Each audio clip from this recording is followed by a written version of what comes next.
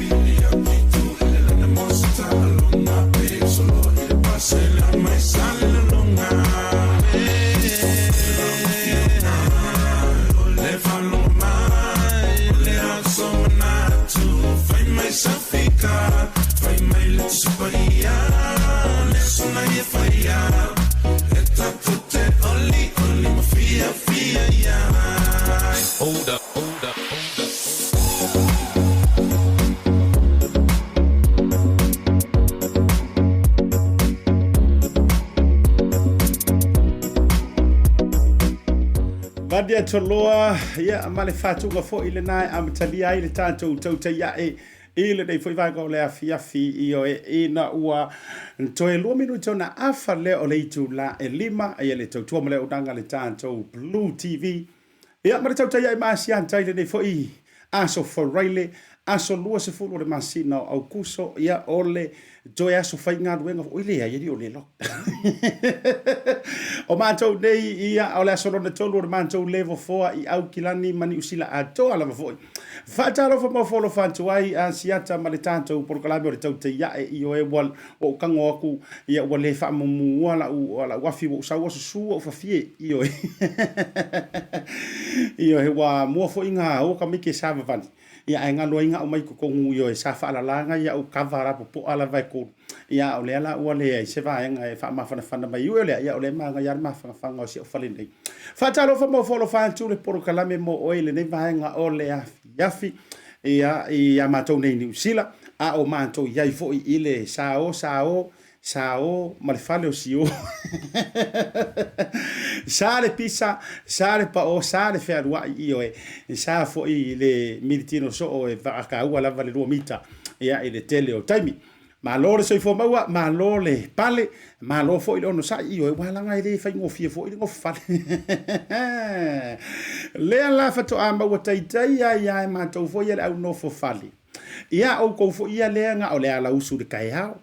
pe ia pesiare atato por kala me vania io ala usu le maruru io ko ele fia sau le pongi sa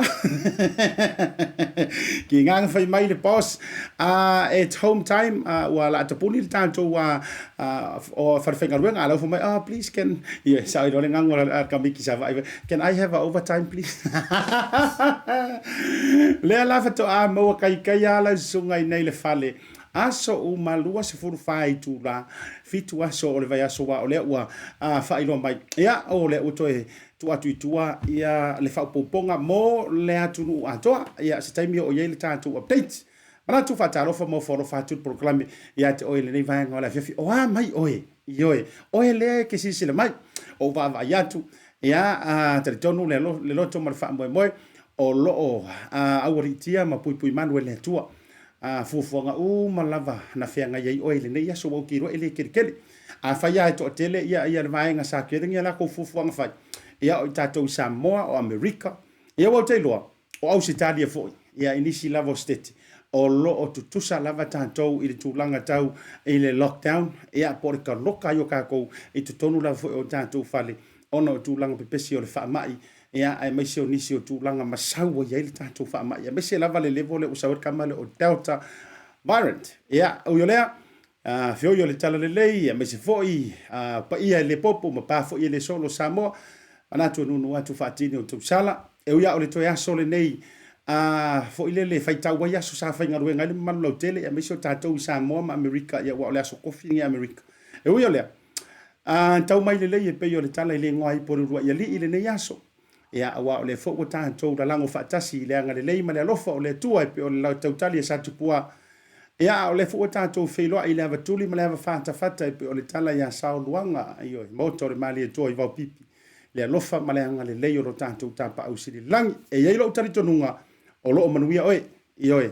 o lo seki me uma le nai tu fairle te mau mai tanto proclame like love and share tanto proclame ia e kingo fo ia fo i kai mi ru mo lo ki vi agua ile lava foi fasanga ia yo sinta atu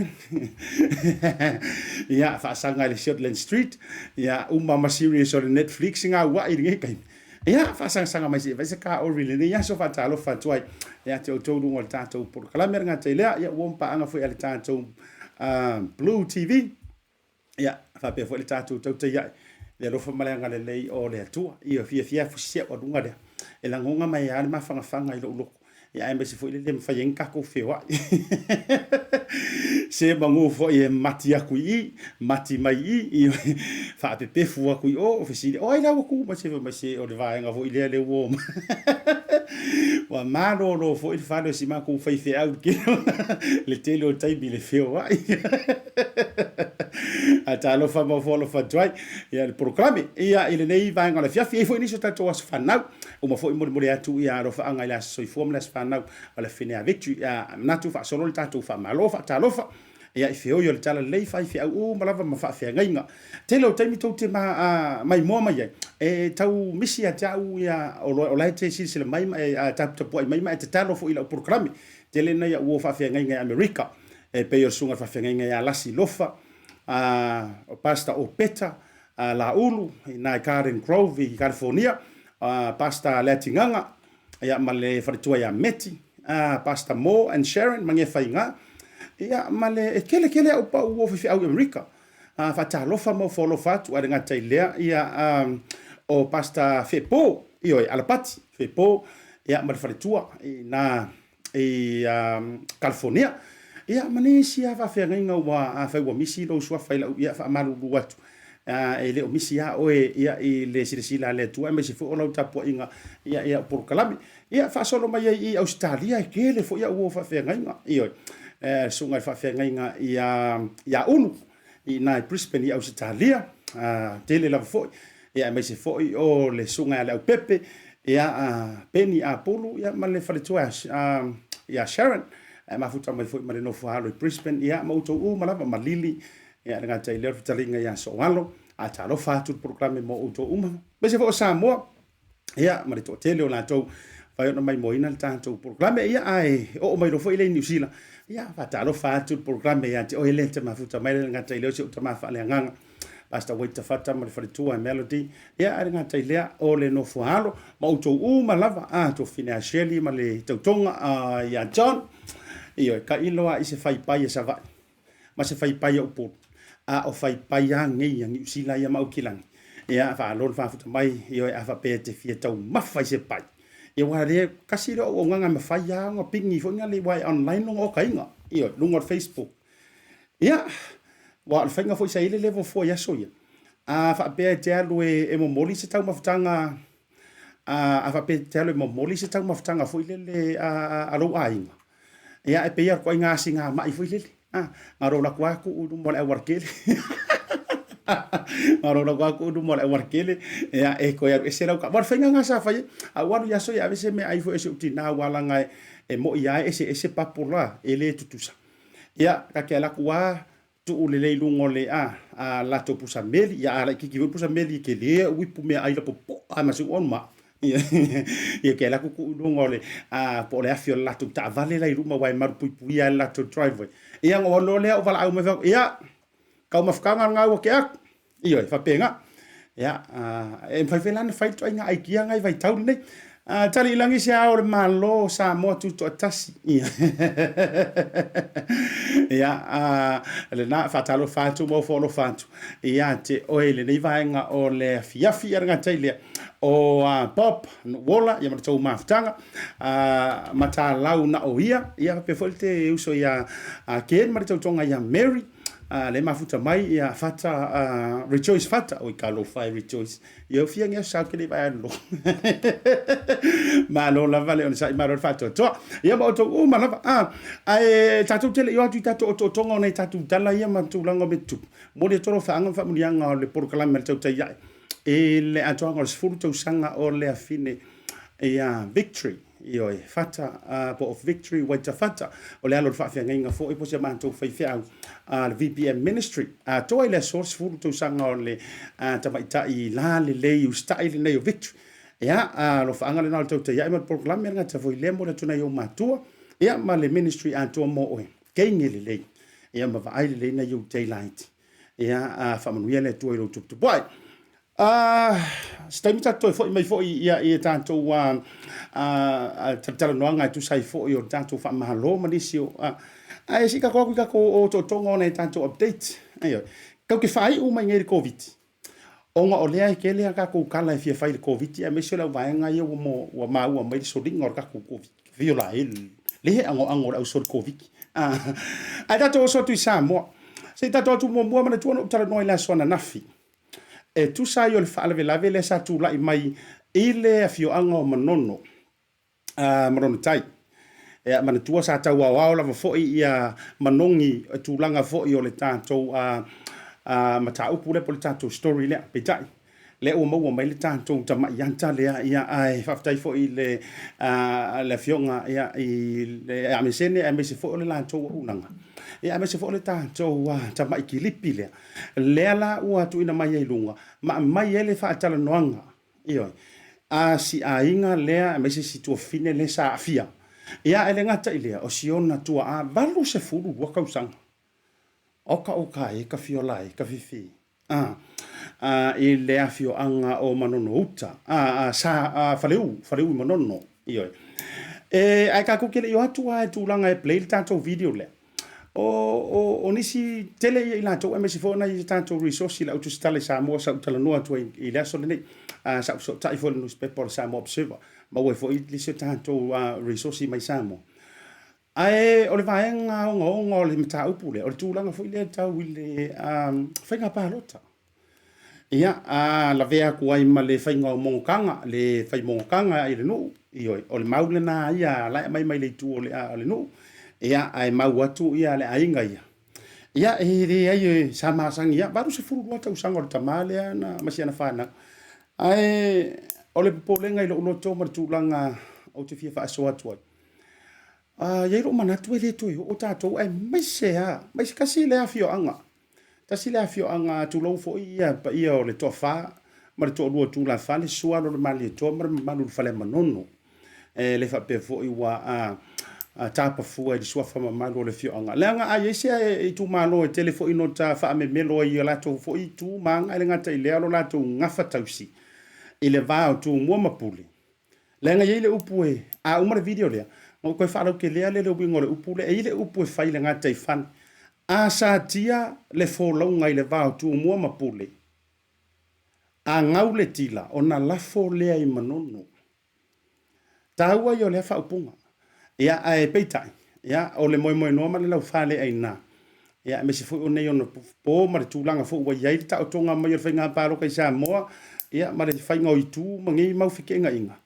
ia wa sati ai le ma ave na tu ma wa le fa pe la mo tu sanga tele o yo le ta to te pa le tama ia ta le sila mai ia fa ia le o to fa wa wila ta tu a ta no nga me se fu ta tu update ta tu tara mi sa mo Patala fatu lau Samoa Entertainment TV mai pia. O le walanga lue le o le anga i uta le mauta o le ainga le ufa ate a ese ma le nu o fale uma no uta. O le sto naita luaina tu waile to o le ainga ia taane le ono le fiafi wo le ai peitai. Na o ane i ai le o leo mawhaafi le mu fau tu o le ainga e o ese mo le saunga le mu. Mai sa whapena lavo na wa ese aita ma walu sfulua tau sanga le matua le sunga sa lue whaapito ma se vaenga o le whanau. Ai se vaenga leo le mauta o le ainga, lea ua iei a fianga i te tonu ma fafo mai. E ui ina ele i manuia sa tau muwhainga i susunu tu lau le whale oloa i le pōlea sa lulu, lea na whaate i ail tina ia ta le lei whaapito malona to olua i le whaale tonu na tupu, pei ona ia whaamatala. Lea na sa waina na po, ta tono le po ato, se sa no mai le tono men tupu na po. I whaatai le malawa na noa. Ia anga po ka i pole valu ai ka mo kule leo po ka mo kule leo nga po fai mai wala kule vili ya kuya ya makali fai mai po wala leo ma fai kulo ofuai sa vali ku kai da wala ka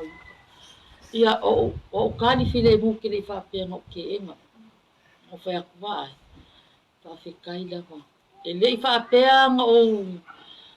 e makele le o se siku mak fa fo vi inga me fa kai do mole ku mak fa fo fai mako lo ku mako blang mako le lo ko sempre me fa kai ma ko ye le makele fa te mako nga ngapo le siku ai pe kai le vanga li liu mai ya ngai le nga po ka le ba ai wo ke ia le lai fai lo ke le fo le ku unga le lo ke fo le ka okolo ko ru ka okola o pepe fa ma singa o pepe le ka oko me lo fa nga ke ngi siku ma ka mal ko mai kiki ai wo ke ia ma va ma lama mai lu ma fa lo lo ku sa wo ke ola o ka ole o ka va le ko ku wa ai o ke pa me fa apea wa mu ko mo fa lo lo o se sa o le pensingi wa mu e mo fa lo lo ale sa wo ma ai le ma lo ka ai me ma ku fa le ko ulu mo fa malama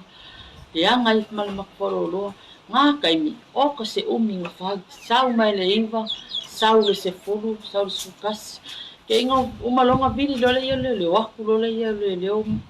fa mai lo ka le maka penga makio mai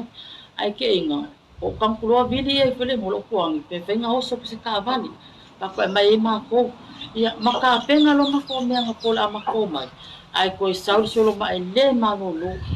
mako ka mo e fala le sia inga la via is o fanga o kiki ala be via sau ala ia o kwa i o ke kwa o le sei lo langa le ko fa le fodi ko ke le mo pe o se me mako ya o fa pe ai finga mako ai mo pe le mako fa se o ki se kanga ma ko o ko le lo la ku lo le ko e bili mai le lo ko o ko po e ku ku a le na fai mai ko e nga ma ko mai lo nga po ma ko mai lo se ma ko ma fa o no ma ko ka ni ma ko mai lo se ma pu ya malama ka ma ko le anga ma fa lo wala o le lo ko ko ma ko fulisa le ko le ai ma ko me ai kau au pipi vai moa yo e pusa apa yo ko malu e ave ka yang u sile se la vule se me vo ave yo e fasi molika ele pero su ko me uma wala uma po ka pepa sa o kama ole se me yo fo mango yo fa nga ole se me o ke le yang o nga ma be o ke pa ka ele ni mo se fe vai ya ba fa ka ele li Pafikas mangoma ko bakti o po la sulmanga po le manolo e mo le pensinga po la mo falo e ka mo e me lo ko lo ala ku ku makai lu ma fa lo lo le I ma lo ke ai fa su lo la fa ya ka wa nga ma ku le lo nga po ala fa lo nga le sa wo ba le fa pe kasi ko lo ka nga o ko kele o ka nga fa ku sa lu ma sa ku wa me walaki la me o ko sulu ai lo pisa leo la me ko sulu pisa leo ale se ku mai mangwe sai lo uso ai koso le awal keli ia ma upu ma mafa ia lo o manga vaku ma le ofisa leo ai le suinga ole me lo kupu nei ka ko kungu ia se kala ku nga nge kula pa kai la va nge kula ke mala ia ke lo to lu ke te maiti le I uma se fa nga fa ma singa la pepe fai mai ka ai nga ma ala ka oko se ka ma la fa nga ko lu kenge ko lu ka ma ko di ma se fa nga ai ko fa nga kual ko le aso ko nga I kul ko le ngu fai le kala ka le ongo o ese a le ka penga ese ua mu le foanga aso ko nga I ka penga ese ai lo ka ma o kua ngange malako kai ko lua malako fa nga o lo o yai o ka ma kua o le aso nga fua le nga fai lo fai unga le nga ave a ai o ke ngofo ma o mso ko lu o ke le mo mea ko kingo ma ko ainga o le fale o lo ma ko kongo ma ko fale e mau ku uma me kongo ma ko fale wa kele me wo ese o I mea ai o le mako pa ma mo o le ai se mea kele o me wo ava ese ai le mako ya ku nge o le ai ni mea nge kula ia fa fikai le ko wa lo fa mai fa kai ko lang mai na ia atalelei le na mawatu e lau Samoa Entertainment TV o mapuana I se tasi o latu ai ngai le fiu anga o sa tui mo se taimi le tu mau ele mwhai ona maua se whailo inga mamatai o le fiu anga o whaleu na mawatu o lo o whaile latu fono I le taia o le stofi ele mwhai ona maua se avanoa ia I le nuu ina ua tuli e se maitu stala peitai na maua le avanoa o le tina e tua oi o latu whale ma le ainga le ufa atea ese ma whaleu o le whaamtalanga le ale tua oi I lana mo li mau o le whaale tonu le I le po le salulu Whaapea, ke lola o wa anga whaapea sau ruma I o I. Hai pe o le mea. la le taimi le na tupu le whaale tonu le fiafi Pia ri kai. so au lan mena laina e wala au iei ina u O nga wakau whai sau ma ao le nga. O aku I whale la vea I mai la ko ma. O le pepe nga upopo le ai. Pepe re kei. Ia e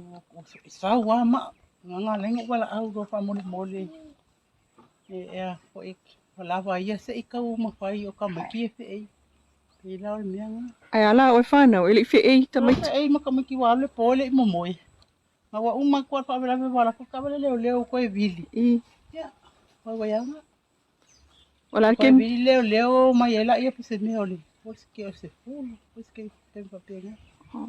Ma leo ia pala ko nga luenga o piso soangi fo ile ai. Kalo fai. O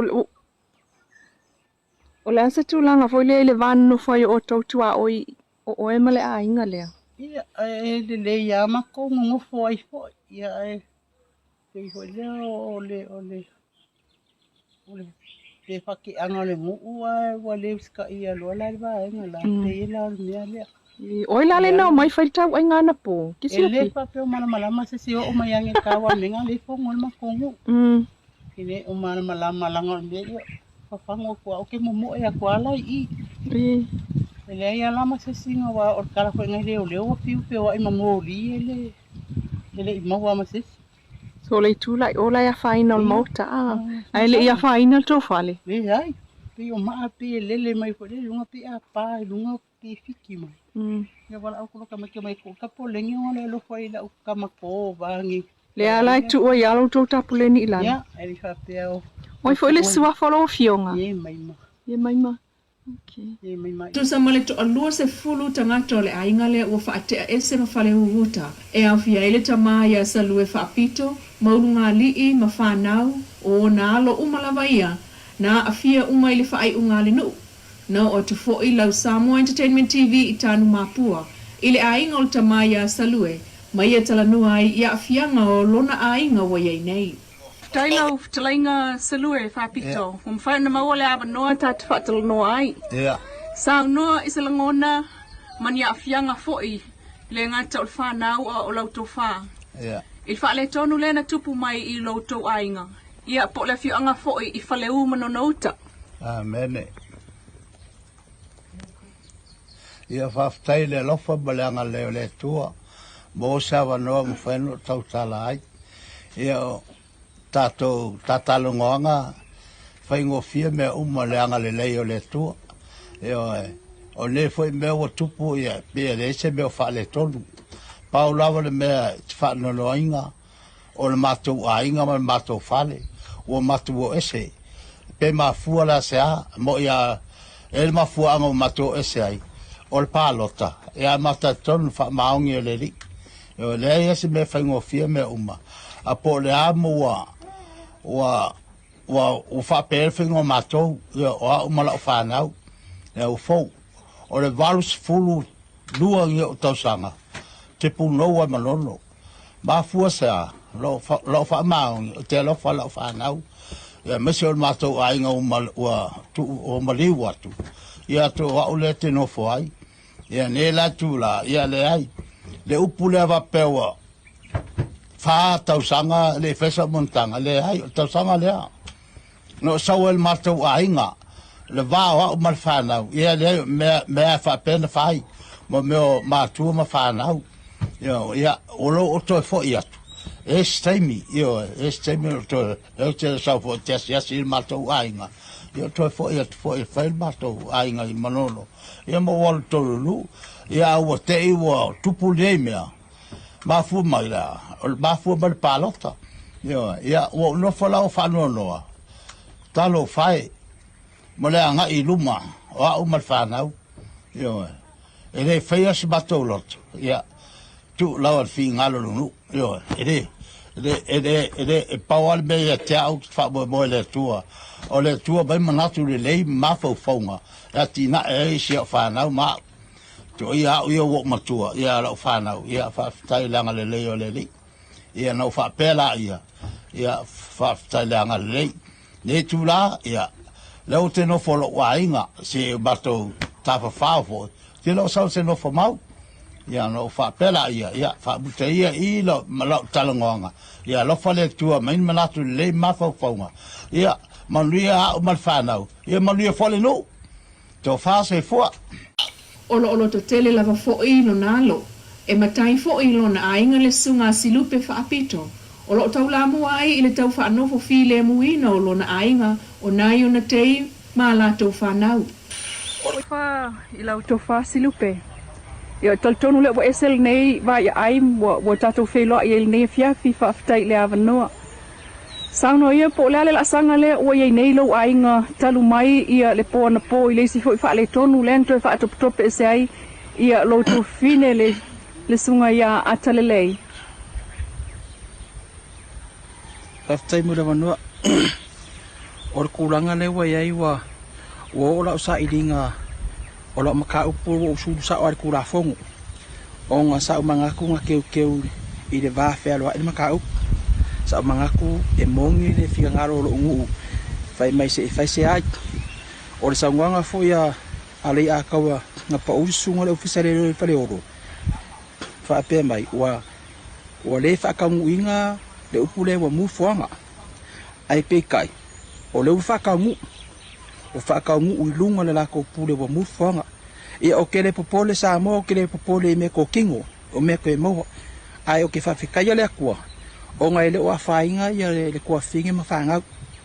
I langa longa langa kama pepe mangisi o I la kou o lea la Samoa o leo la usa I wo kapenga la uroia o usa ungu I kembali o ke alu ma ke wheroa I malongu o nga o le whikaui ma le kalewhenga I le mewa la ko whaia o le ngaka ia o me kokingo a o loko ma mawhau o lo ainga ia pio sa ufa makasau kalinga rangi na usangwanga Tofia lo ainga le wo ese mai tua. O le fa ingo ma ko ro fa o le fa inga ma ko uia ma ko ainga ma ko fale ma fa ngor kemi e ko ro sifu. Tanga tama tua mata mai timal toi ina. Ia ko ru ngari makamaiki ia fia ma sio ma ko kama ma ko le. So le ala se langona o ia ile Le fi anga le o titi lo to la inga tonu ale o lo tu ale o to mapu ma yai po mapu ma yai te mila nai. Ia ole ainga ne se kama ngai kang mapua. Le o mako mapu mai se koma se wainga. Ia mo ngi kai ni o nga faelo ngi so fuanga o mga. Ole mta upule nei o lo nga fai ma le ofisa o leo I faleolo mai u fa nga solo fo yai la to su enga. Ianga fa soli tu la fono lo moli mawina mai fa sanga ile ainga wa afia. E tuli lo ina pea le nei tala lau Samoa Entertainment TV mai a pia. Ia, le na Samoa, e se fo ile o tia o lea, tala wa tula mai fo iso tanto wa tunu I Samoa. Ai mai se lava I lea fioanga o se tasi o tu malo e tala noa tele ai upu o le tunu. A fai tātou te tala noa nei I manono tu lo o lea ua whaafonga I te whaamasino mai lava oi e le o ni tangata fo I e ngā kilo mai le whaamalama ma moli mawina mai le tūlanga o le whaalawelawe lea na whaatala noa mai anei lea o tangata tonu lava ia lea na tupu ai le whaalawelawe ea ma tūlai mai le whaatūlai ese se taimi o foi mai le tūlanga o le fisili lo mafaufau o koe whai ai Samoa le ngai whaasalanga o le mūl foanga. O toi whai lava I Samoa. Ai se toi foi ala ua tātou tala noa mai I le vai liu lea. E tu sai o le anta le sa e whaafonga mai ai mai sila mai ai Samoa. An tātou whai tau I le fioanga o manono. Ia ilona tawhatetele. Tu longa fo I le fioanga ia I whaleu uta. Ia wa o mangongo ia I ale pitonu I uta mar pitonu I tai. A whai tau te tala noa ia manono. Ua tātou tala noa I ona tiu te I le vāo tu mua mapule e bise fo I o Samoa. Mana tua o le tasi le tiu te lau alunga ma le manu lau ti ngafa e mau alunga ai ia le tu malo le I le loto ma le anganga. O lona ngafa malo le I loa ai o ia o le pae ma le auli. O ia o le pae ma le auli. Mana tua fo I tō finga ia atu ia ana pili I lana whanau. Ia le na fai ia I o oe le tama o sanga. Tua mas ia mata atu ia ana o oe le tama o ana sau ole e alu ma le tau ma le uatongi e te tau a wau uso ioi a oani me tutupu o oe e ke kau e le o se kofinga la le na ave ia mano no to fina le ave ia kamare o ana ia ai sau oe ia le tama o tua sau e ke alu ia kua I le laitu o oe ole a ave ia ile oso ma le tia pula a fia tau sasami ia pe ngā lala uso. O na tua lea ia te oe. Ia I lau oso malau kia pula. Ia o oe le tama le o sanga. Sau o le a e nofo I le vā o tua ma ana. O le mafuanganga o le ingo o tua ma sanga. E nofo le tama e nofo le vā o tua ma ana. O le avatu ia te oe o le to'o ma le fui. Iyo. O lau launga.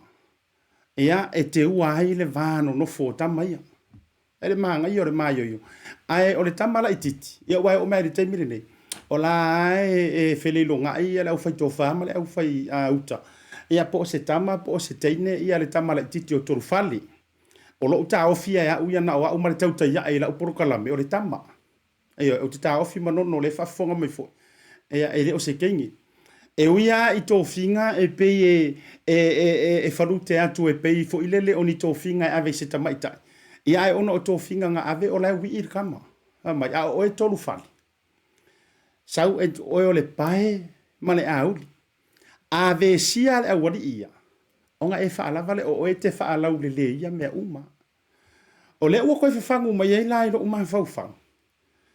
Le ka ua o tō whinga nei. Ai po ole mea ea ua sau ia walanga o lea fika la ulo uma fau I le pili le nga pasia nei le tausanga na te anei. Pili fo ie lea whaatau ai lea ia tatau apu le nganu. Pele ua sau ea la e pe o le upu e masania isa mo o le ua moa lulu ua niu pulu. E le o ila lea ua taunu le upu lea ua kawhewhea pulu I vai. Walanga ole anava ia ma le tiu te foi e me se foi o le tofinga ia o manono e me se le no fo Samoa ia nga ko ke o te tonu le parliament a tu lai fo ia se si tu lai mai le to o manono e meso le tu malo o puaia masangia o le ko o ngei o le ko o le felfang o le ko o ngei o le ko o e kausia file mu ya a wanela a ole ale tu langa le o tu lai mai ya wa saule tu le swinga fo ilea a wa saule isi vaenga o na o ia ila i o fainga fa vai masani fo i mai la fa matalanga i le tu langa o fa salanga nei o le ati male lau mul foanga fa sa vali le ala e kau fo lolo fa sa vali le ala matulanga wai ka kau fo inga faisinga ka ma ia o inga le le o le to o ofisili le tu na mai ma fo fau e me se o le e fai isa mo nei tu inga fa salanga fa pene mul foanga ia fa no ma mo le loto e fa longo tu fa ma singa o si pepe la kiki ka fiolai ana tupu nei se pefea ana tupu nei se pefea se ma o mo no ma le lau fale aina ele mai lo er kanga anga se ngei la se ma ai to tonu fa mala ma le fale a fa inga i ngei o lo ta ua o fea ole a fa i se feelinga ko fa ile aso so o ala fisiri le a fai fo ila ua fa ngalo ya tatou a fai wa fa ngalo ya teo e me sare tupulanga no tau tara no atu resource me samo ai na tau ma ua ilo fa lo ngotu ngai nisio ila tau fo ina ai me sio ile fio anga lavo manono fa me fa metalanga ole po o kupulanga fa mai ele i mai lo le le ngu o manga fai le tala fo ile a fio anga ri fai pule ya ole a fo inga le fa manga lo ile se mu se fo anga ai fa sa va ile ya ai fa mai ole level ole po ai ole awari ia o nga vane fa fonga sa moi fo lo fai de kau inga ma ale ia ale mo le mau mai le tina ia atalele e ale mo e kulon ko ro e luma ola o makai me ale mo vai ia lo no winga e ke lele o nga le vai nga le tupu mai awa e siua i lo ma fau e nga fa swa avale ko akele ole awari ia fai kau wale upumongia a kau ai o ele onga se e ke kau ai ala ngonga lo rofa ola u bong yanga e ke kongi ya ma ala ngonga perua ko rua vai ko sau ila lo soro vi mai o luva o fa malama ke lo oi e la ngonga i lo tino le fe kau i ola menga fa ila lo ngai lo kingo ku ro e ai vai mori maui au mai nga maka mai o kau ai mai pose mo se furu kasi fa solo se furu na o le tangata ua matua pulea e le ava pulea e nisi mea le mafau. Lea la ina kupu mai tu ai ngatu. O la una fai tau atu ia wau teilo. Se taimi fo ia wha manino mai ia tu langa isa ili ngā malo. O ke ro i vai liule le la akele ngara la fier ke ro au kau ai maa ia la ine. O lunga al wha swa ava e sau ngil tanto por kalama pos tanto ripoti wa le fwela la tu muri il tanto por kalama. E siwa e sau wa lunga fa swa ava lunga le onga ele i loe matai o le nu ke ro ko nga unga ngai u ye ko nga story le ele i loe matai o le nu le nga mo e ku to lu o si to fine le ya atalele ai mo va yo makai la ku ma ye ka viola ya ona fa pe fo ilo se tal a fai u nga lo la ile tu le a fai u nga lo i tu pulanga manono lo to ngafa malo ai me se o to finga na ta o to pai lango ai ia le motu i tu mua to finga tu ya ana pi le to te fe mi tai mo to fa me melo ia e o ke au fo ia lango to finga nga fai o to o le pai male auri o ko o ferfangi ka usia le filemu a fai o ngalo le na vaenga ai se a le ale mana tu ai a tato fai tau i tai o le tala le lei e fai kaulia fale u mautuangiangi. E fai kaulia fale u mautuangiangi. Nga uma nga kaungu o le lotu i sala fai. Ma ta ngiu fea ngai maleata. Ma la e ola ma ngā foanga i le ala tele. Fale u mautuangiangi. E tasi la lea tu ma loma le fio a ngai la ua lunga. E le nganta o tō finga fa aleanga nu ua lo tātou atunu. A ona matafa yo i fa ale tala le ele o se ngula fa ngu po se ngu fo le e fa sika u mama o ai o fa tala le nga le ai o tele yo ina anga kala ngoa mai o ngisi ngu fo ie o mai le so o lai fai afa inga fo ile le pe ye li fa kala ngoa I mo me kapua fangua ia ma mo me o aiku lai fefeo ia yo la to fio anga ia e tau tala tu mai la ai mai se fo I manua matutuila ia fai lau kala o la tu te tu ua tu I tutuila I si vai tau o la ko ngo fo nu une ta ua tu ia o ke roa ke o kisira fia le ngu ulea o le mangongi le ia walanga iai le kampangi fo ile le ska kisi mar venke ka manga e solo mai lor lau ka vale mo mimiro mai pango fa solo mai ngani me fo ile le loa e pola ka unga e la ngonga amakalonga vai ku au fo le ku po pa penga I ma no la tu la uno fo isa isi auto fine fo isa iai na fo vai tai e fai la utala o le ki kampe atu la utala I mo nu fo ile le e yo la to tarito nunga fa anu po e uia o le loloku ka ngaka I kai aosa ale nuna te mor krisi masingo o roku e ka lo le vai ruanga o le por to sanga fo sa lo apa I la lo warkeli a vai lo te lo te e lo le la va o to le fa fonga me se fo ila to le mai mo mai America samo e ka apa o ka nge fafa sasa so le kam ale au mangua wa e pe o le pito no le ke le au manua ke vai la sasa fa mai le isia o ka mai ngo fo fa mai vai a wangi pasi mas fulu wala ke sa sanga ngi apa ai lo langa e ke wa ela ve hai ya saule ngo ku ya ku mangua ai si vanga ngale au manua sawa e vela sasa ke roi e ka ele luar va vea la e ara sasa ola ke sa le mani le winga o mai ai le vaenga le ana tupu mai pe fe nei ai mai se fo yo tu langa ye sa mo oni fio anga fo ye o mai le so e manu ale tu langa ola tu tari tu nunga ya so yo talo le vavau ia e kaurei ke ska ku kala e faia ia ai pangale o le tupu mai le fa la vela e tupu mai I se tasi o fio anga mai le tu malo manon ia e le tau fa au fangaina le ni wa umo na tatu langa I le fo e tu malo o le tu malo e fai ai pe o le tala no fai atu a sa tia le fo launga tu mo mapule ngau le tila o na la fo le ai manono o le winga tonu wale na a lu ngama ve sia kama I o ku mua mapule o ngoi sala fai kasiar ko e fa la vor ko o filemu ia tatou tu le tu la fono o la wai limo le tu la fono o yo lea talo fai ona o tu langa tau I le fainga balo ta manino o le la o mai mala o fa fesili al fesili le o ma fofa e fa fe ngai loa e kangaka ke paroka o la o fesili ke le o ma fofa a wala nga o fa tolu no palo tai sa mo e fainga paroka fa koru o paroka I sa mo a se vangar kau sangale le mo fa sa kai ma ko e me sir ko ya kisamo a o lau paloka sole e ke alu ai ko kongo o pupungi fo ie pupungi anga oi e kai no foi lau confesio foi le levane le mato kalisia katoliko wa ke la kunga o ma pa ke le ke la ku ka o a nga ro la ku e kilo le dis a o e kisi foi le me ke ku ila lo ele fa pe umanga e kisi ku se malau sangi foi le asiata bio palota mo toma siaki ne ai mo se me fa pe nga kasi nga ole pau ole mele te ala tu e tirtiloi o lisi o kangaka ye o ilo tu malo tau va ia makama I pusa lo nga au kafa nga o kango e kisi asi se fo I mai mau nga palo o fainga nga o la ofesili la fa le ma fau o fea le tupu mai ele ko nga me fa pe o le loa o oe ma pai mala fa ye I palo ka ya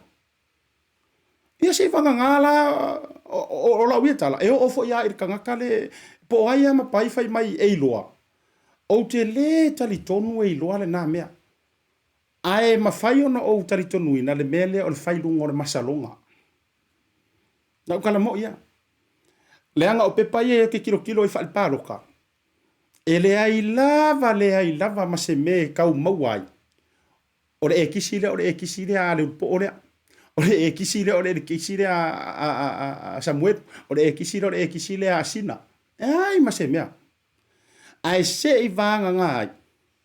e va ai mai loa ka ma fo I le au ko inga ianga le nga ka muli tu lo mo fifa I kupe soro I le langa suile u pa u e ala fa ala utele ala utala wa o kama kongwa nga le tu pueto nga me fa pe nga nga va ai mai ya fa mai lale nga le like rungo mea ale pa ki ai nga le like runga nga ko mengi nga le aka runga o inale tupu mai me ya amaka lole nga le o fai kau le kus pa ia ai amaka nga ngofo i rumor Facebook e fai kau pe fia like karga kale e fa mai le ki yo ala ngo uloa nga le ai nga le ke lo ale ai nga le ala nga e me foi le wale nga le o mai fai me fa ai va ia sa wai lo ina mare masalonga aka okai ai te lo la tala or kala le kuspa ia e fa mo fa so to foi wale man ia ne fa fi wa atele ale awanga ro fai ka ulo kusile lo fa manatu e te lo tala le kuspa ia ele tala la apostolo Paulo ai se olo kele ka kaunga e fa ko ila loa ole olo le ole masalo ore kali nga ore vaenga le la kala mo ia ore kali ore maka upu le ore kali fa le nganga le utali to fo po kala mer tauta ya talo sia ia sa ili linga leo ia wo fo inge iu fia ile nganga fo ile lo le memilo le spirit le le memilo mea au wane ili lo fia i fo o la utali pu ore kali ore kuspa ia la ia wa mafua nga sa kia si ainga le wa mafua ona tulanga mai fa pene le nga po le lava ya u le fai mai wole uska ia nu ale nga kali ngi si kenge le atale le o le ase matou mea ngonga ua fai ua tulou ua maliu se kangaka ya matou o le mua o le foanga ia e mo ifo ia ukele ikiki ia ai faisi ko inga o kangaka ngo la ikiki fo ngo vai fasalanga ngo o ki ngai sa pa ikea ngo vai e mele o le aki malelau mur foanga me uma nga vai yo mata e fela lo ngona e wa ke anga aso ko wale ka unga ko e pupu ya ko ingame ai fa mai ia le tala si tene le na tani tala ka lo fai fa mai lan tala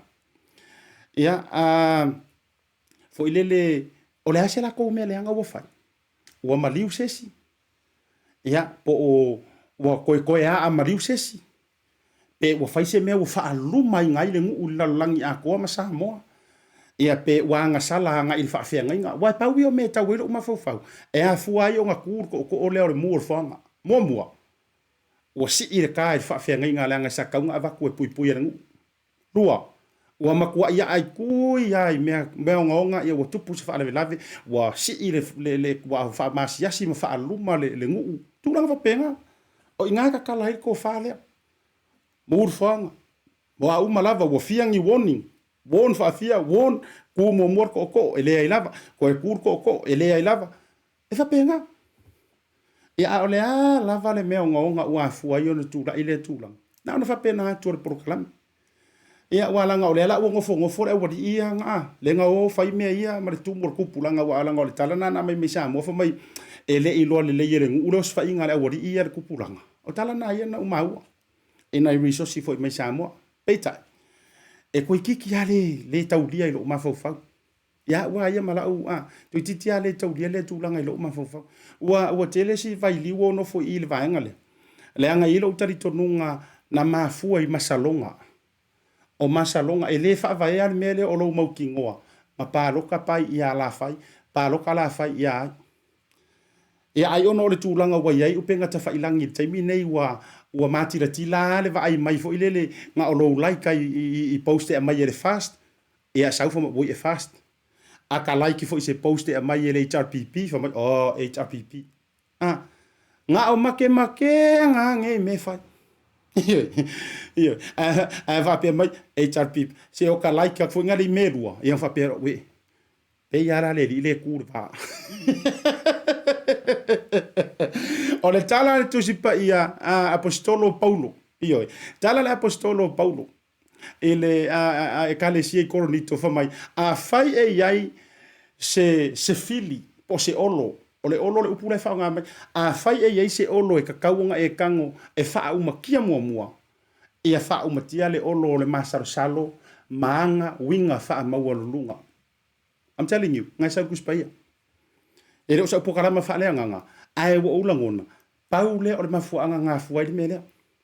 Le ki ofo ia fa mai tala le tusi e sili le toa e pu le ale loko.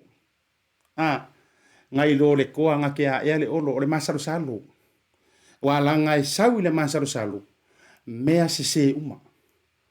Nga e usu mea re kai au vai mai ioi. Ke vai mai ro farisa ware akale ya ku recho ya we. Oi fa ya recho po. Ai fo i waka fa le. Iyo mala le ya se usa pop ngasio. Pataro fa ti le usa pop ngasio. Era nga tele. Masa mala me fo ia le talenga ya masami. Tasi fa moana. Ya me se fo ia to fina mata vensa ui mo to maftanga. Iyo me se uso ya ala paki. Malo e fa penga so fo. Ora masalo.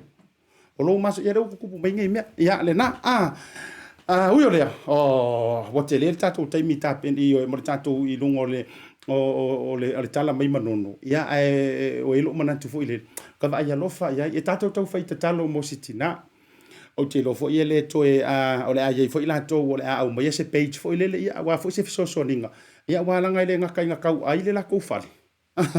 kau ai le fale ave ma me se vai la o I kau ke lo ai ele kasila de keisi le kupui e sa wa ku mo nga oi mar fa me io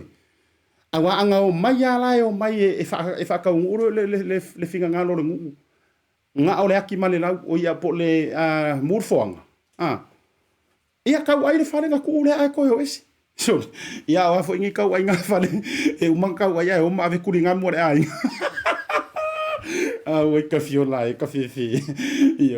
ia o te tele la ma fefeu ma ka le anga ile ngata no to fa o lima I tu langa fo ile fa le anga ino me totino ia wo to ngoi mo to fa me fo awala nga la ve fo ila no por kalamenga le kulanga nga wa ai longa fa kur ko far ngu o e ka ai mo la umi ka ko pusa mo am ka ko pusa ka o pipi ia ai longa fa pena ai uyo le ia tatu tu ile tu ai me sio la we a o le fa so lo tanto to tasil tanto yan tato tu la ia tasinga ko pe se foi le lu lo king ia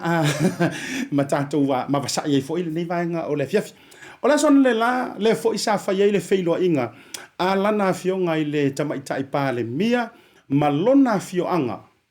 ia male fainga malo al fast I tu langa lo ia now a fai tu fisili ola to no ma fu anga o le feilo inga ale feilo I mo mara tua o le feilo inga mo o le momolinga lea o le tamaita I pa le mia officially mai lona tu langa tu to atasi sai ai e avea o se sui vaenga fa up fire fa tu le tu sa mo watasi to officially become a member of the fast party mana tua o le lato firo inga na le sa fai a o lolo mai le fainga palota io le na va tu lava ia ma fili lava au tasi ai le tai fono ia nga tai leo le fa tu le tu sa mo tasi o le avea fo o ia ma tai ia vaenga fa up fire fast ai o le feilo inga le fai ile taona lela o le feilo inga fo ile o tasi ai le fato fala inga al sa fa pito e me se fo yo le fio tu pono le lu isa a fio si tangata mle inga sa si tangata mro lan tu sa tu mo nasi fa inga malo ia to si pui poi ero lan to lua io ia o tama yo fa tili male maunga io o li mau fa le pono ia malu le fale hantu o lo lan to wanga me ele ina ia aloa ia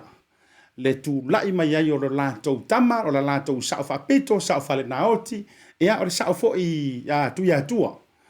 ia le fionga ia fia me naomi mta afa ia vea o se pale mia filifilia ia le fainga malo al fast ia arenga tai le so tato watunu ia o kilkilo ko yang lela tailo man ia yo fainga le sauninga se fasinga ko mai kala le tato ori fo o mo nga fa lupo ele na mati na o mata tu ana lela mai maue pe ana fa pea ua ku uia mai maue pe ana tu pure me lea o lai ta o tonga le leila va pea va enga fa up fa yelua mai maue pe anga fa pe ku pure me lea nga lela ele ia se va enga fo ile fa pe o lea e satia ma fa ia ai le sa mo ai mai se ai tu ngai a wale wingo la utala ana fa apea tupu le mele anga le la o lai wanga solonga le lei mea umar fa kau konga ile kwa umangor paloka ma folau le lei mai fa kau kor pa le menge ma fai mai ala to wa tūlanga e peo whainga malo masani. Ese le matango fie o le tūlanga le ana le la, wailanga e iai fo imale HRPP. Ioi, se mangu e iai fo imale HRPP. E aloa ia fo i ele momolinga mainga ele fionga o le sao whapito le lātou teini, lātou tamaita i tūlou le sao whapito. Ia e aloa ia langa o lai momoli mai to tonu o le whainga malo, kusa o longa o whaapale mia. Manga kuala. Ia ele nga o se pale mia nga o se vaenga whaupu whai.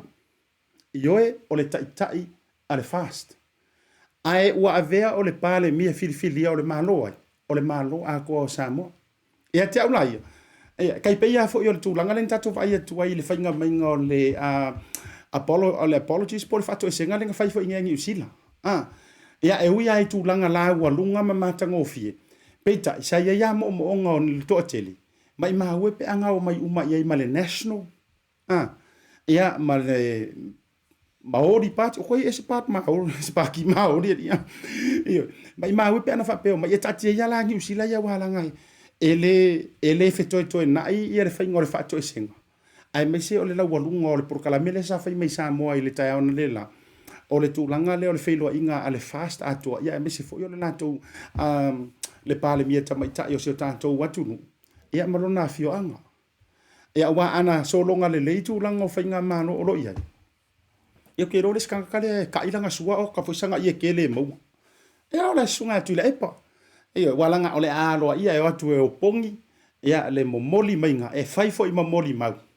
E tusai fo. Ia o le tūlai mai o le fionga i le tamaitai. Mua o Samoa. Ia e pale mai le foe tau mua o lo tātou watunuu. Ia na te aloina lo tātou waafolau. Mo le isi 5 tau sanga. E whapenga, leanga o Samoa. Se e le so o koko e le so o iwi. Ai tau te so o i tūlanga o le alofa. Langa o momo o nganga o kengi wero fiti mau polonga le alo tuitonga. Whamai, se mea i nā i o e whaangalonga tā o alofa ai sa sa afua. Se mangula o le eventanga le la, se tasilo evente e se whaangalonga tā. Mafua isea. Leanga o le atoe o le akufa akasia i ngā o mai le HRPP wha mamalu mai le lātou vaenga. Mo moli mai to tonu e loto whanga le lātou tamaitai. Aloa ia o le palemia filifilia. Ia lona fitu. Ia, sa alo kala, longa fiku, palemia longa fiku. O le paia inga lona se fulu ma le fitu. Ia ale palemene o Samoa. Ia, uio lea. Ia, na ona mo ngā whaalupe o ele nau mati. Ia,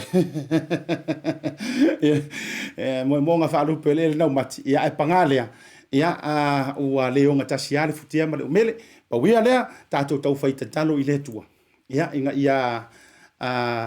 fisosoani mai longa nganga. Ia, e tau tutu mai tutonu ia lo tātou waafolau. Ia, ai me se lava ia vaenga o lo tātou whianga iei nei. O lea o se ele wa au Samoa. Ia, ai kako kaumawhaia. Ia tātou apo mau ia o tātou mamalu. Ia, me se fo.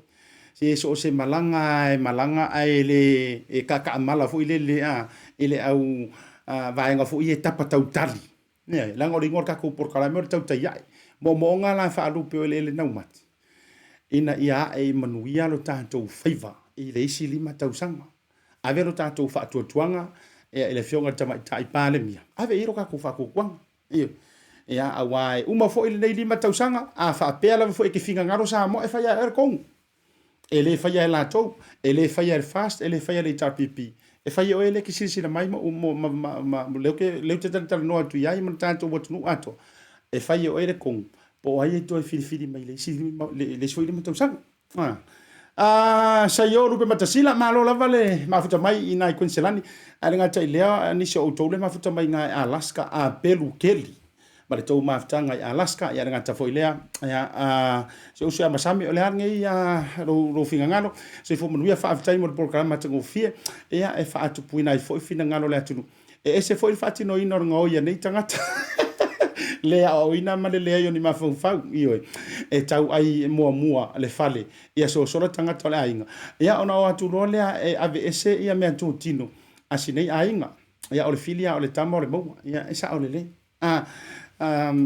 Tato watale la se itu i foilunga ia le mo fa mo le mole apo le ale e tulanga si tato wata war silsila ma e mana i faftai mo ro finengalo so nga ya masame ia wa longa fo tau sanga ia o e fas paunka Ia, e kiro mai foi. Fala vela vela isa mo. Lea fato a saune ia le tatou wa ia se kiro kwai. Le na ka lo fai. Ia wa sila tu lai le turanga foi le inai vai lima. O ngor sau ia man tuole e nga atoa le o te tiro atu le au mai ngole tatou wa tale lunga tatou a New Sam Observer. Se fo i lea ku ai ngā ki ko mai e le taavale. Wa sila ku lai nei tu ai ngā la vevea i Samoa. Ia le na o le moli me o le fai lava le tatou porokalame. Ia o le au mai lava fo i ne tatou sosi mai Samoa. Ia le tūlanga o iai wha lave lave ka fio la e sole. Ioi, sila mai iai ko ai ngā backflip e pole arka ungor ngā. Sole. Io, e le o mauti noa. O le tu ina mai tu singa le mori mai lalo le tatou meri. ASIATA e le o mauti noa. Po o le a tonu le ku ai ngā sauar ka avale le ngai. Le a ua ku mai ai whaape ngai. Se i whainga mai ngā sau o e kilo ma sau o e fika whaare ma whauwhang. So, ia ua e sila kula tatou i tūla. Ia o le pauale o le ku ai ngā kula ngai mau. E le tau matea. Ea a fia i fo i le whaasua ava. Iyo. O la ua lea tala. Iyo. E le kau makea lea a fia i fo i o le whaasua ava. Iyo.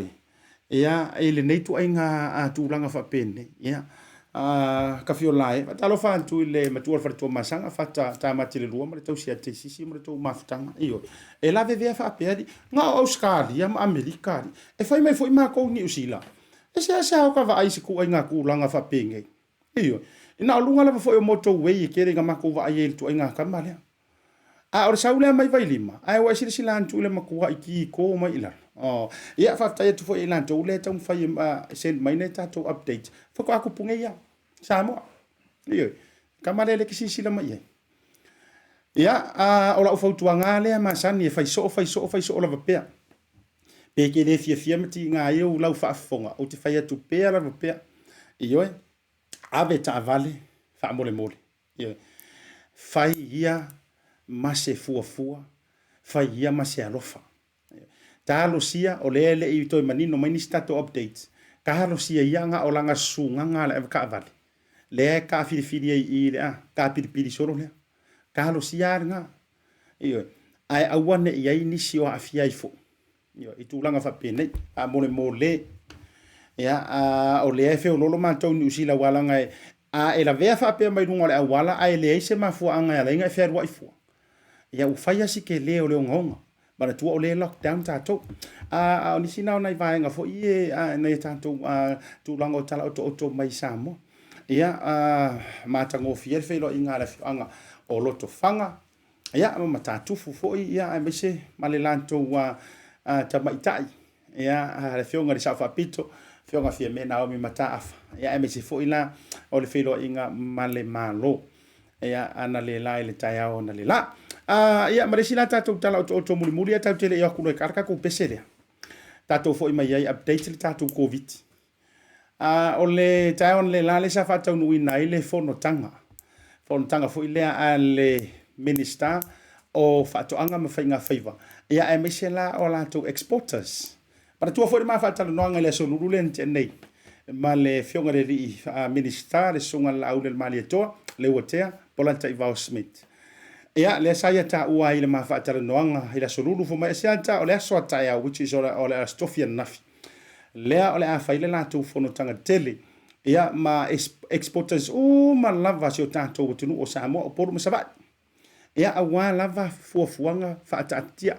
o le ele i maua o mai mata upu peitai o le atale na fa tai ia ma fa anta o le lanto fono tanga ile tai ona le la o le anto anga o mata upu o le fono tanga o le auto fa fonga ia ile so lulu anga fonei ia pe fire ka ko lockdown e ona tatu wa fa tala noanga ia so lulu taitasi malana fionga ile li minister o whaatoanga mawhainga whaiva, ia este tausi o tātou watunu, ia whapea i fo i ma whaalaputu patonga o suenga wha scientist, e le aso lulu o le vai aso asau nei, e continue wala tātou pe lockdowna, ia le ngolai le o lockdown Samoa ai te tau ona lausi la fiere to tele ia awa fo ile to fo mai e kau ki fa popo pe tau ki po laro le levo tonu po le lua ia ala uno fale sa tu ia ma e lo fina ngano ka ko me fesinga ko pese tu ia tua vinga ma lo ma fo mai ia ma lo fo il fa to le ne aso lele misi e fo po rasela po le via per to ma ftanga nga tai le aso malala ia fa tai le ma futa mai ia le vai ngole fia fia nga tai le o le tele la fo yo to yo pasi a kuirunga sili veli o fasi ia sa yo lupe matasila ala fua ferretti per to ma ftanga tau ma se lusi e rome le levanga ma lo ar ma futa mai ma lo io e ar fa to a perukeli ia me se foi anti fei ma ftanga ele nei vai ngole fiafi ma to malava ven sa saui po saui ma lor fa to ia ele nei vai ngole fiafi e se uso le funta ta solo ma lo la ver ma futa mai lenga vai ku ngala ma futa mai fe i la lo ia se le vai le si wow timaru ata lo fa tuai proclame ati otoa pese nei tafa to mo o ele lunga tanto proclame to mo le tuai lo fa anga ile aso soifua o le fine ia victory po le halo fa fianga inga se furu tausanga any grace le fale na ia mo ia kula mai lo siva ai yuli bene le meno ma ia ASIATA yo ia pese nei tafa to o to foi mai ka ko vai po fia ka ko ngase covid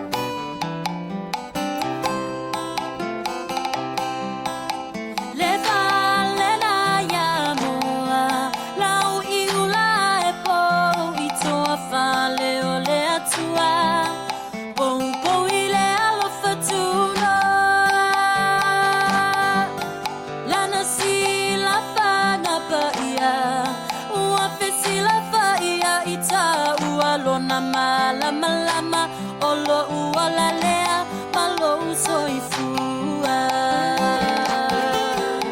le tapa ue le langi uale fa kitu manu ya tasi le toto le tama imamoe e tongi ola ina ia uma oe lona to e tu manu malo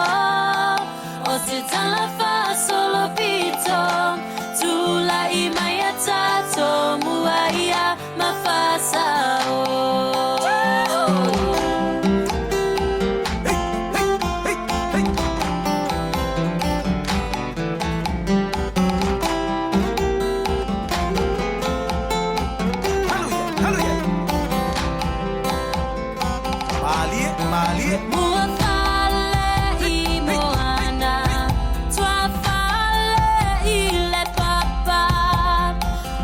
Tui male ma tala fola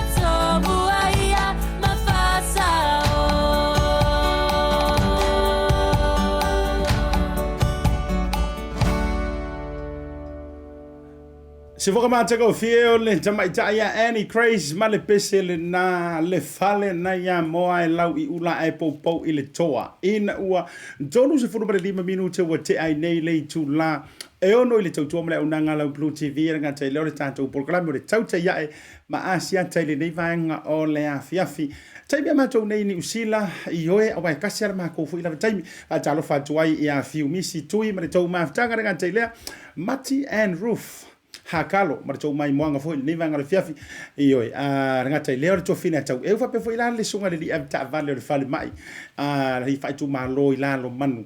le ma futa mai ia Jeremia tiki rifi ma lo la mai o ko ngai vanga le fiafi ya mu ia o ko ngai ko kisa o loko ioi ele ngaka le sa o loko ele o Facebook lockdown ya ai ko sa o loko foi pensingo ka vale fale mai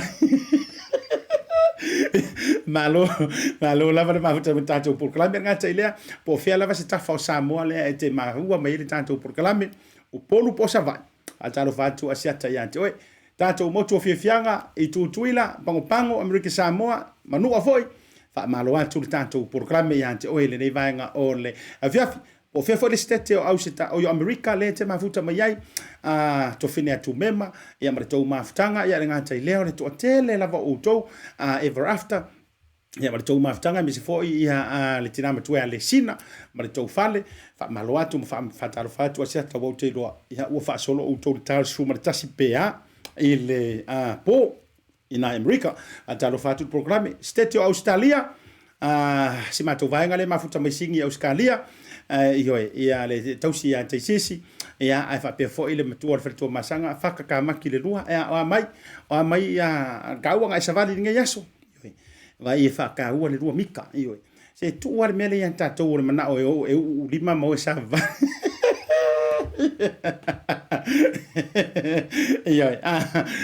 o fore le ile fale o le fo wa ia tatou ata ma fo ngane makako pese ia ma fa inga e sumpa ile fale ia a le mea le o le manga o vai mea next door lai ua ku le lima o le sa le lockdown sa o le kangel fa finga nga le lockdown ya le mea ke musu e uro lima a le ngai vai mai ro wa le kanga kai vai mai ka fiola ma lo la vai te o to mana tua le lua mita o le lua mita matangata te le masani ia o le foi te tala tatu fa lo bona po sa o yai le matou fonotanga foi le lungo le sum mai la to uma lava I lalo le fa malo le matanga ruenga o tangata tu motu le Pasifika sa ye foi la male fionga I le minister o tangata tu motu le Pasifika fionga pito so William Sio ia fa pe foi la fionga ya tole afoa tuala o yele sa fa tautaia o le matanga ruenga ia mare ko kele lava fa fe kai foi boka o ke kaule masangi le mero le sum e ke ro la gala e a nga for covid wa kele ai me wo kai loa wa wi ke fa ai of ai me Facebook e io te tau le le fa me asi mi se to do foi le fa mai ia va ia pai mana fa e wa langa pe o yarma admin foi le lungo Facebook wa wi ke kaule ai o le matou sum la na po va ia ko e fa ia maka u por sum alo ke kilo so ro amo maka foi la se ko keli o ila tau sai lungo le tatou fontanga le pon po fataro fator sunga fa fia ngai ko ko manku se o se uso sunga fa fia ngai le fa kasa ila lo Hastings sunga sunita io e malfretua ia mahalo lava ia le ona sa io e so ke ngai ke ru ngoforo sunga fa fia ngai ia alo fatele o ru male e kalesia ia ila lo ina flex mia le fa kasa fataro fatuai ko vai ko ila po ma tu sum o le tele la o vaenga sa tala noina ai mesi e mata upu sa toi fa malosia mana ia o fautuanga nei fa fenga o le tele o le fai fe au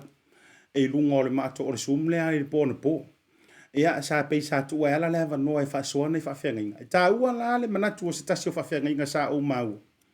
fa maru ruo ko se fe au le o ke fe au fai manga ko po nga no ila ia te u so fa fenga ai peia o ia le na ale mua pena rona rua na fina ngano le amatanga le sa ia fa pe mai ta ua ia le fa ali ungo tato fa o fa ilo ai me se fo o tato o la pata inga le au mai lunga ai me se pe fa pe o covid le virus le delta e fai si o ngonga mana tua O le aso le nei, ni nana hatou a tatu ina tu proklame fo ile ale tala noa hao fa sunga ya Lorenzo. Le fo ia ole update fo ila proklame. Tolu a sorry yes furu mare tasi ia cases fa upopo le aso le nei. A ole fa ko aronga kolu aso. A le woto fa upopo le si se furu mare tasi. Mawai le fa inga tolu se furu mare tasi. Community cases. Now, ina ia ua nei utasi do vaenga na whaatau ile sumana po ia mangingo le whaafonga anga le atunu ia ua fo ise vai liulanga ua kau popole ua kele le au popole le wa iai tele fo le au popole vale ia ese cases fo ie le ai malanga mai ma maua i ole malai vaalele ia ma ave ma whaka alise ro whango fo esea ele o cases nga e ta ua ni community cases o cases na e ta ua pora cases ko sa po ila to fo ile le mau ile tua oi ona o fai nga malanga ele o saula i kuar community ai avesa o kamanga avelwa fa ngo fo esea mo les fulfaso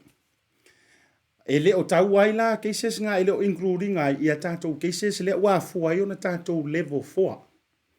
peitai o le case to tasi fo ile le tama lima se furu valu tau sanga mai Devonport le fenga luenga Devonport le ana ma fu ai o le case le na ele o se case fo ile le na tau mate a o le la ua fa maonia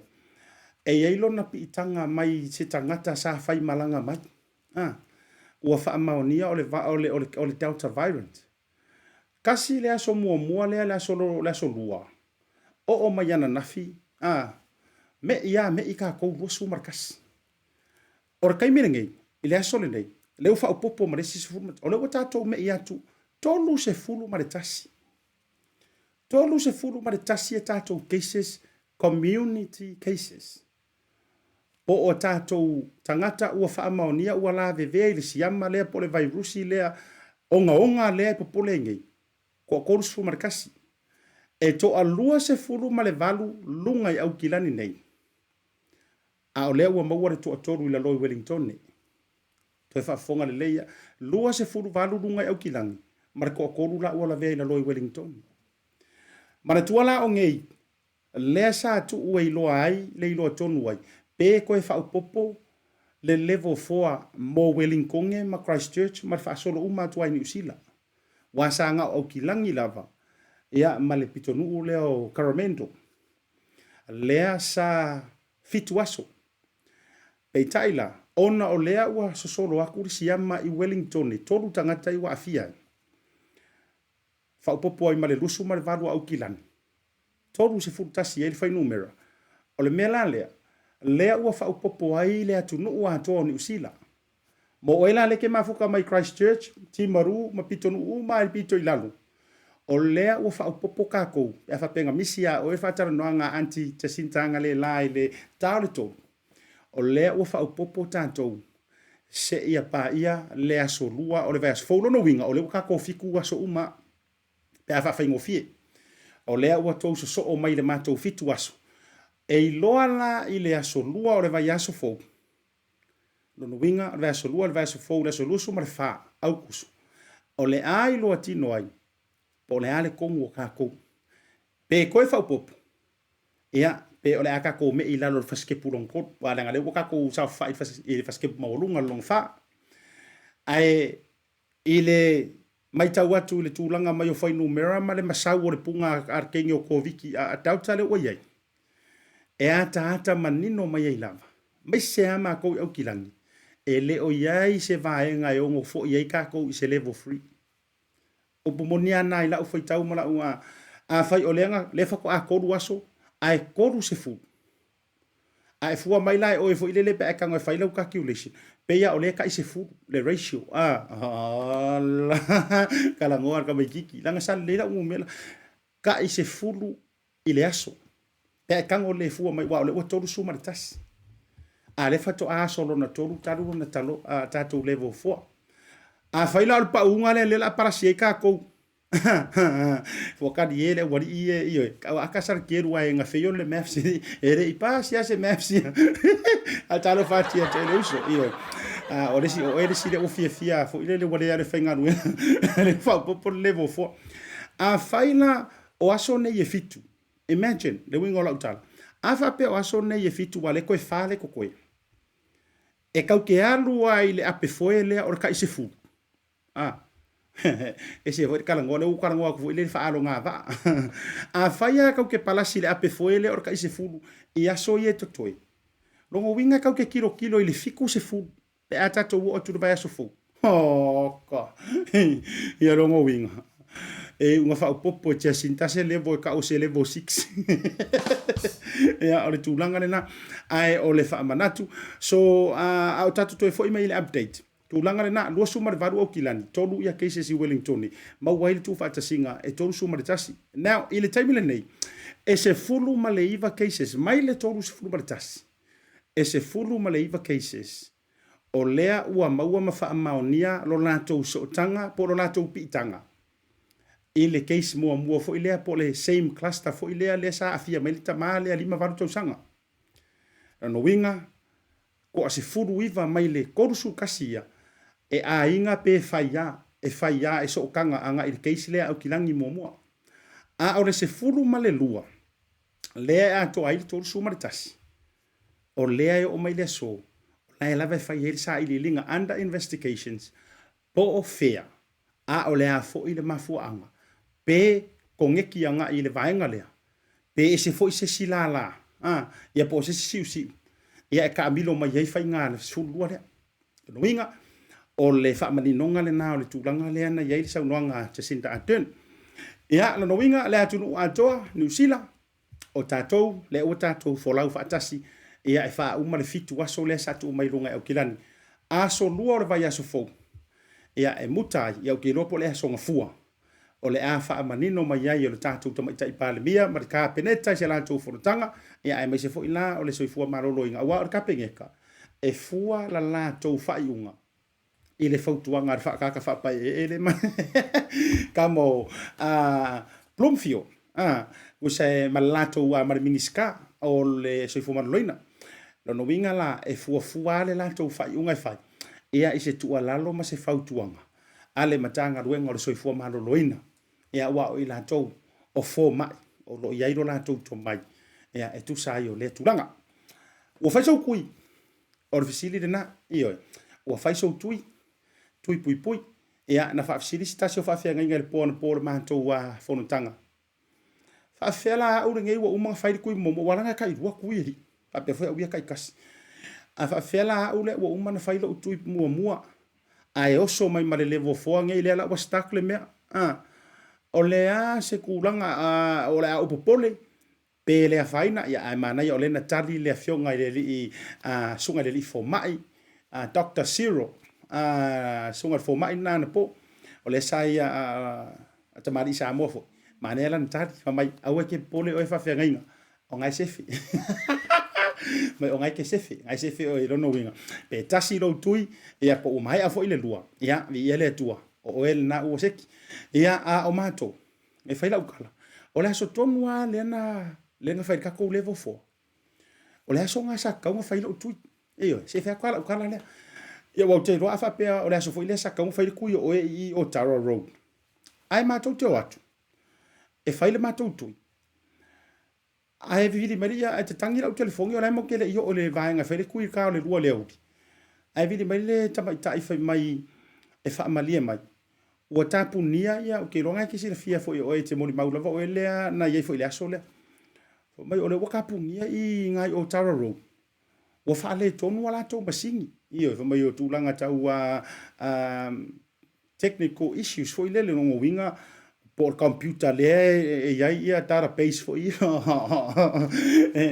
o tulanga swafa ma vai nga fa pena io okay o fa kurola ia teni sorry o le ala pe ko lima mingu ke matou tau nu o tu no foanga e fai ma ko ku iri ma matou ai a le wa e vili mai fa mai ia tara se mai ta io e fai talia la oi pe to te fa wawi oi hypro e na el vai nga le si officer fo inga e fai e tui ia pe fa tali la sto na ila so ta e walk in o le vaenga la nga le ala o mai le so o fa krola ia wa amato wo hai pro longo winga e le se por kala me fa ia so na o mato apisi ala wala ia ma le lilo i manatu o le a fa ia ma le lockdown o le so na le nga fa ia lockdown no mato New Zealand o fa tu la isteni ia malia mai lo finga a mako hai bruko faisi pisi tele o matou to e faisi kau a mama tu mar mele mo te ai ka ki ia ila stona wa nai mana ia pita te walk in la ka kera kwa ka wero ka ingoa ma fai ia yo lena matou lena tu e tu ila solua ia okay mai lo a le la o mai ai sa ai o mai ofisa ai fa mai matou pu le sa uni o le a fa sa le lockdown possible level 4 o fa pe oi ka fiola ia ua kupu lan fa le ton le ala ua so mai so fa inga lockdown ia o le nei la vai le ikua se ngila lo kau au e o le ngila mua ia e uyo le ia o sa nga le mu o le ala foi la le ia o ke fa ke ai lo so nga fa ruai ia e tu langa fa pe o le mai tau atu e faisi sawa mo nga tele o le alu le tamale o TAUTAI virus io le ala lea ia to e fa ma fa tu lava le tanto program fa maru lu tu foi so to fine ya hana sa tauna fa ile ma fa tar noanga ma to fine ya hana ia ono tu langa foi o le tanto program ma update mai samo ia o ma fu anga le ia o le fa tili ai foi mo le ile so fu ai for tanto ma lo ile so fu ai fa watu la program e le foto a fa o mai foi sia u wo foi so upu mai le tanto samo observe samo le asia singa ile so nafi ale a fionga i le minista o le soifua maroroina le fionga ia valasi ta fito tonga manga ia i le moteli sala fai matango fie le fo iu te vava ia tu i le article lena au mai lunga sa mopseva ia mori lenga fa malo o le manulauti ia masini nei na sauno ia i le fionga i le minista soifua maroroina o lona manaonga ina ia si itia le tūlanga tau fo mai manatua o fo mai o fare mai fai tu malo o male ku o poru masava e nga re kai ko akasi a fo mai doctors e arto tele ro nurses a la autosima o le momonga le yai male manuloti o sini le yai le fionga le minister o lona mana onga mo ia si tia le numero ni fo mai ia wa longo winga fa kai inga la fare mai le la no mang se fa kwala ka ia wa kasi le fare mai pisi per fare mai mo ko ia e pisi umai nei tausi mai maneses ia ai kasi ale le fo mai foi le ia wale te lo ngase ia ka kuria la mo to tua ia po lufi fo ia i risi fare mai fai tu malo nai la tala tane ia o le nganga foi na mo le moteli sala fai le sauno ia la fionga i le minister la sita fito tonga man ia ina ia fa le ia le ngata ile o le tu langa fa le o mota e ono no fo ai le au tausi mai ma fo mai e ai fai titia mai fo ia tu per man lo fo ia walanga o le ma o isi ngai kausi mai e fai kua sau ku kange tu langa fa pena o lai fa nga mo te fo ia no foi mo lan tu ainga e ono le tu langa o le mo tu ni fali ia ai tasi lea anava tau ale matanga ruenga ia ile matanga ni tau sanga o fai ungo ni tau sanga ma tau sanga fo ma le nga ia tu le lima tau sanga fa le leia le tu tau fo mai fa le leia ia le tu tau mauta ngase ia ai mese fo yo fale no fo ai tau si mai matu lang pena ia oni sina na tato update mo le ia so mana tu fo ia wala va fo ile ka ia e mo ngi yaso o le fai unga fo ile nei o le nei vai yaso le unanga le tato TAUTAI ia sa mo na tu no pele ia vai yaso fo ne te wa ini na swinga fo tato por kala me vai yaso fo ai fa wa le va e le ma fai ona ta fia foi ia tulanga longo pu ia no lo topa ia mo lo tomar ia wa foi me o tupu ia ile nei foi vai tau e me se foi le lockdown no manto e ni usila nei fa manga lo se ngana o le tauta mali ia e le fa fonga le vanga le fiafi ia anga ta foi le oni so tanto tala toto ia malu foi fau fina ngalo ila to foi la fio anga manono ia e me se foi ila to sa afia ile ainga sia to do se fulu ila to le sa fa te mai male fio anga manono tato fai tau fai talo fa tas ia mo le saunga le mu e me se fole no fo fero fani ai ia na mo se tas ma se file munga ia ma toi fa fo ile fero fani pe ona mas ia wori tele tua le alo tu le weekend o le inka ko loku wakadi e fo va nga le se ha o lo loku ia au ia wa yo misia ia o misia langan mele ya wa ule va ai la fai fe au mo ule va ai fo fa sapi yo le angar u ia awari tele tua te lo fo tele fo yo o nisi o fai ngalotu nisi fo yo sauninga le fa nga lunga o penga ta fai lang ia lau o le fiso lau o le tolo ala tasi le maunga yolo tato upu tau mawai o le nei aso whamanuia le alo atu ma le anga atu le weekend ia ai whaamuli ai ma le aisa mātou whaamatalanga moli le anga whaamalo ma le anga whaafetaitele e tato company lango lango ia awale nei vai aso ma lo tau ngā patia ia le seki works whaafetaitele ia e le tu mai o lo tau au Sep, sei Oriana, tai mea manuia le nei weekend, me se foi, ia o tūlanga pangatia ua loka ka kufat o loa, ia ai loa lava o lo ia inisio awala, whaafai ngofi e mwhaun whaila unanga.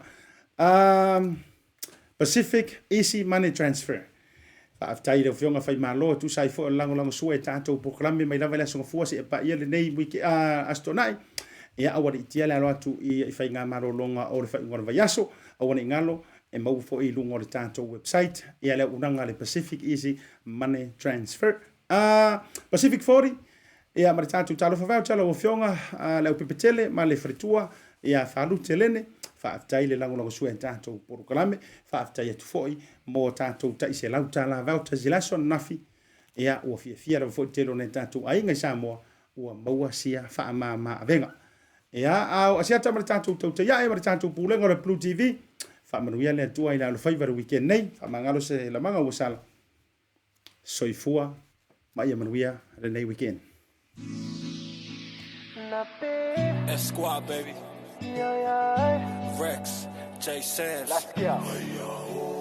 oh say my inner say you are complete to me I get you by the way that you move and the way that you smile say oh my dorima baby, you be giving your hand, I'll take you anywhere. You give me something that I never had. Cause you care, but about to me and the family. Say, why you waiting on me to talk to you? Yeah, I'ma listen what you say, yeah. Don't move out in the come here, yeah. They on the layout, oh, dirty wine, girl, dirty wine, yeah. Say, I'm not in the not the fight to get out, say.